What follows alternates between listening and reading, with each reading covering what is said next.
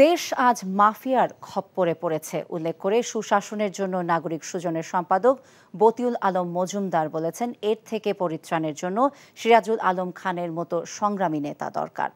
বিকেলে জাতীয় প্রেস ক্লাবে স্বাধীনতা সংগ্রামের সংগঠক এবং নিউক্লিয়াস প্রধান সিরাজুল আলম খানের প্রথম মৃত্যুবার্ষিক উপলক্ষে আয়োজিত আলোচনা সভায় তিনি এসব কথা বলেন।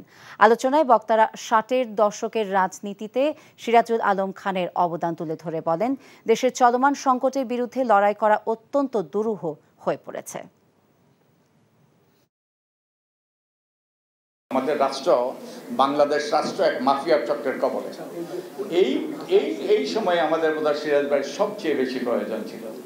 আমি অনুভব করি আজকে যদি সিরাজ ভাই বেঁচে থাকতেন তাহলে তিনি কি ভূমিকা রাখতেন, এবং আজকের তার ভূমিকাটা অত্যন্ত গুরুত্বপূর্ণ। তিনি সেদিন যেভাবে তরুণ প্রজন্মকে সংগঠিত করেছিলেন নেতা নীতি আদর্শের ভিত্তিতে।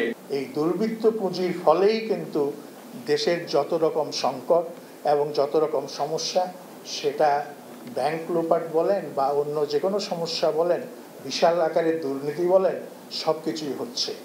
এবং এর থেকে মুক্ত হওয়ার জন্য আজকে আমাদেরকে নতুনভাবে চিন্তাভাবনা করতে হবে।